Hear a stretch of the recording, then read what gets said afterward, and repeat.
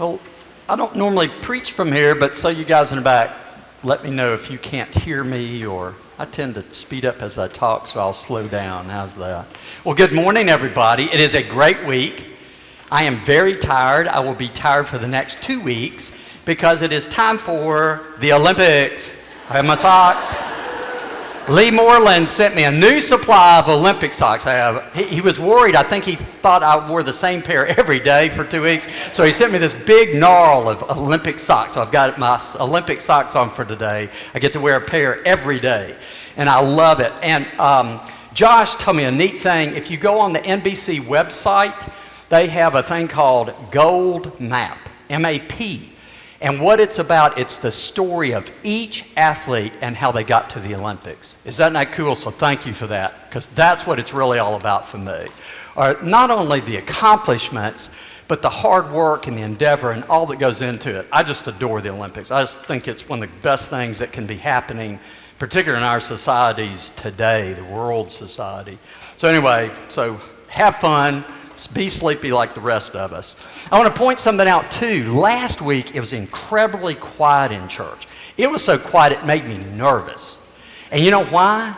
Because the ejection section wasn't here. They were at Vacation Bible School. And they were gone. I kept thinking, why is it so quiet? There was one little child making noise. I thought, this is weird or something. For those of you who don't know, we named that section back there about the first 10 rows on each side the ejection section, because that's where all the kids sit. And Robert Ivy said, you know, when they act up, they get ejected out. Boom, they're gone out of here. So I'm going to tell you a story. It made me think of that because a dear friend of mine who is older than I, he's retired now, told a wonderful ejection section story from his own experience. He's a priest. He was in his first parish, and he had young children, and he had lots of little kids in the church, and he was preaching. His name is Bob, and he said, to start the story, he said, it's the best sermon I've ever written. He said, no holds barred. I loved it. I couldn't wait to preach it. I was sleepless on Saturday night thinking, oh, I'm going to kill it tomorrow. So he gets up. Tom does that a lot. So he gets up, and he really does. So he gets up and he starts preaching, and you know, it's wonderful. And then a child starts making noise, and that little cog in his brain goes, focus, focus, focus. So he focuses, tries not. The child gets louder and louder, and he can't help himself. Eventually, he glances over, and I'm going to give y'all a little pointer. When I look, guess what you all do?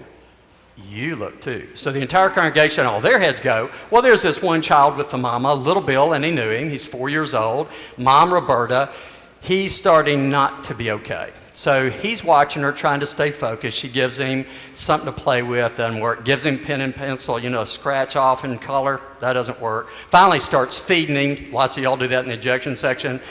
That works for a little bit.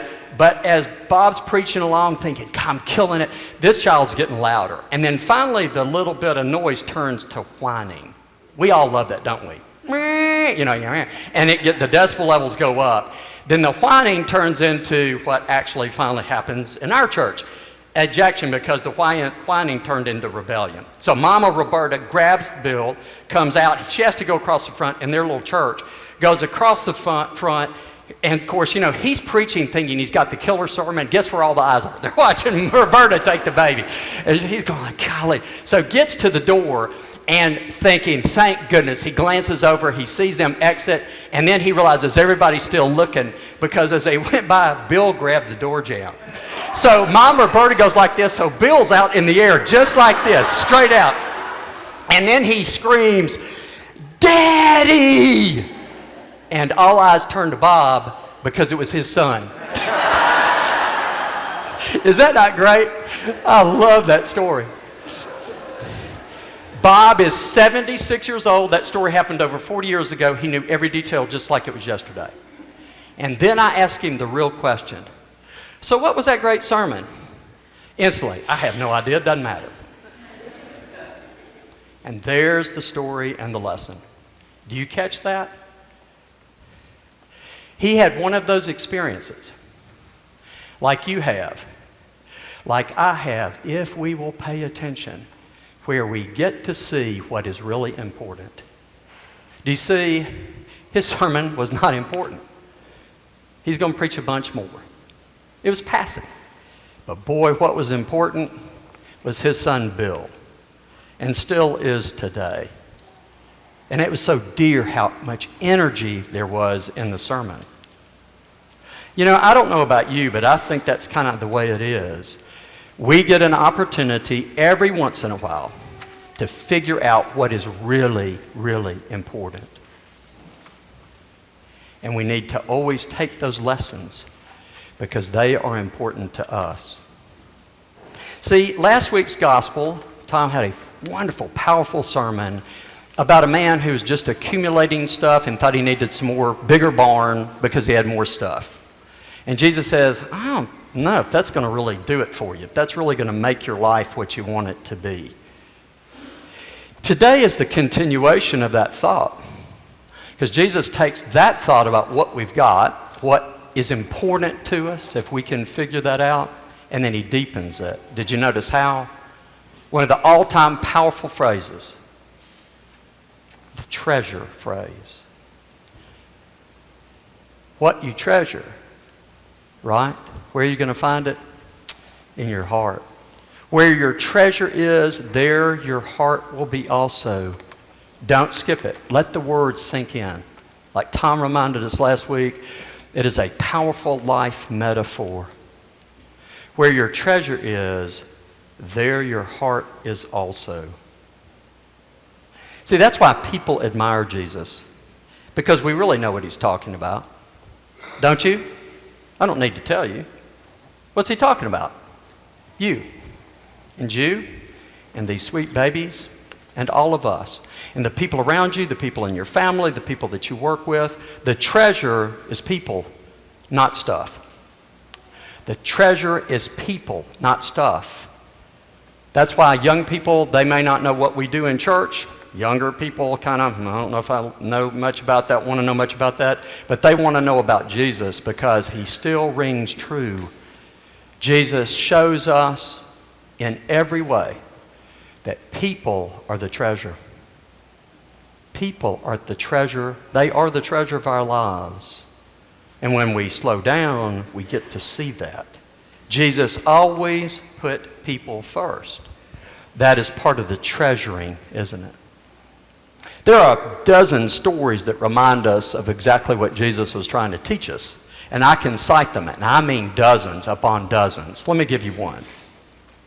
Michael Roizen is a forensic psychologist, did a massive research project that's fascinating. He took guys in their mid-50s, a little older than Tom and some of you, in their mid-50s.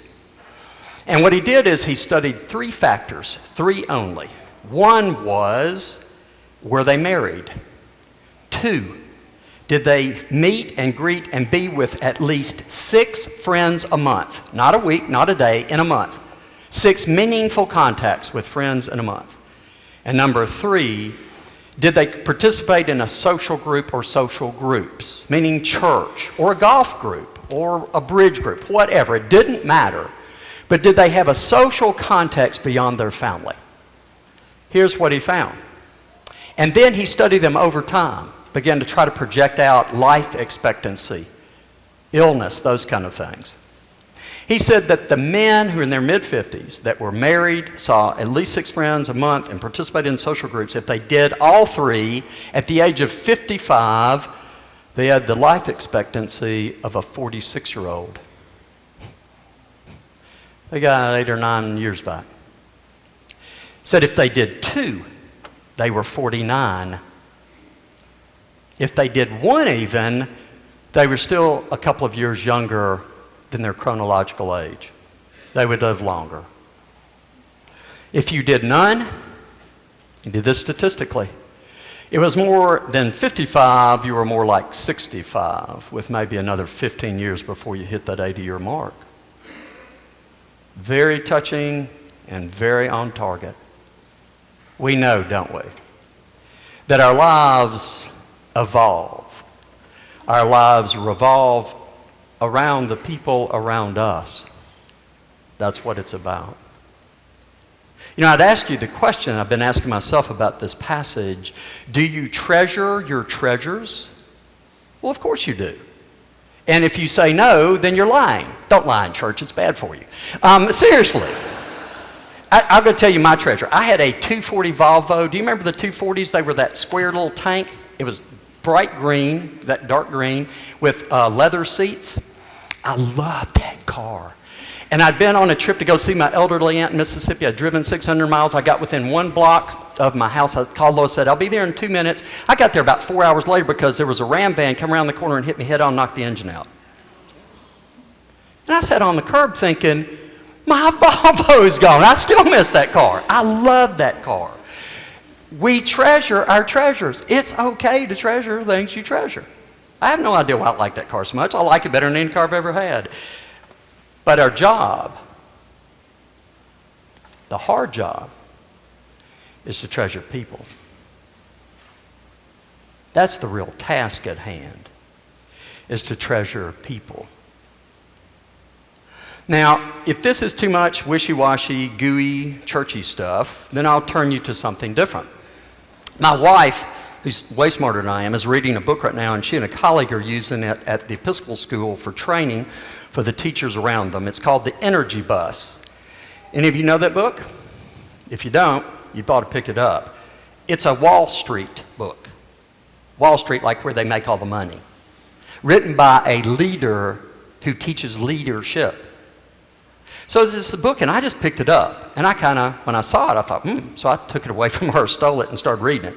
And it's powerful because he goes along, teaches about leadership, which I think is relevant to everybody. Whether you lead your family or whatever you're leading, it's good for us to read. And then right in the center of the book, it just stopped me cold. Because the center of the book is about love. He says you've got to love the people that you lead. And if you don't, you're not going to lead them. And I went, oh my gracious. That if Wall Street is talking this stuff, you catch it? It's not just gooey, gummy, sweet stuff by and by. It's the real deal. It's exactly what Jesus is trying to say to us over and over again. Love the people around you. Treasure them deeply in your hearts. And you always went on and said, well, what's that look like? Well, let me take you back to the energy bus. He has 5 simple points. You ready? They are so simple. You're doing this, but he puts them cogently. 1, make time for the people around you. Number 2, really listen to the people around you. Number 3, actually recognize the people around you. My prescription is, around here, I try to catch people doing something good and tell them that they did it. Number 4, serve the people around you. And number 5, if you do the former 4, you will then help bring out the best in the people around you. We have doctors and nurses and teachers and coaches, Indian chiefs, contractors. I could talk to all of you about this. It applies to every one of you and family people, including this family. That we treasure each other by doing those simple things. You see, it's not so gooey and wishy-washy. It's real, concrete. Make time, listen, recognize, serve, and then help other people be their best. And you know, when you do that, then you and I are our best. So I thank Lois for the book. Let me tell you a quick story. Max Lucado, who's probably one of the true Christian leaders in our society today. Very deep Christian man. When he was in college, his roommate, best friend, was Steve. They shared a room together and they had jobs. Steve's job was to work at a pharmacy, and he delivered the drugs to people, like Long's. So it was those of you know Long's drugstore, where they still are kind of a neighborhood drugstore, know everybody. So you need a prescription, they'll actually bring it to you. Well, that was Steve's summer job. And he had one delivery that just stuck with him. Her name was Bernice, woman who's about in her 80s. And she was about, he measured it, like 150 steps from the front door of the pharmacy to her apartment. Every week, he took her a gallon bottle of water. That was the delivery. And when he went, it was sweet. She'd give him a glass of tea, a cookie or something. He'd talk for a few minutes. He loved it, always felt better. But he kept thinking about it. So one day he asked David, the owner and pharmacist, he said, I don't quite get this. I understand delivering prescriptions to people who are homebound and can't get out of the bed, but I take a bottle of water to Bernice. He said, every week. He said, yeah. He said, you do that. He said, the student before you do that, the student before you did that. He said, well, I don't get it. So what's that about? And he looked at him and he said, Steve. He said, yeah, her tap water is just as good. The city sends her tap water. She gets water through the tap.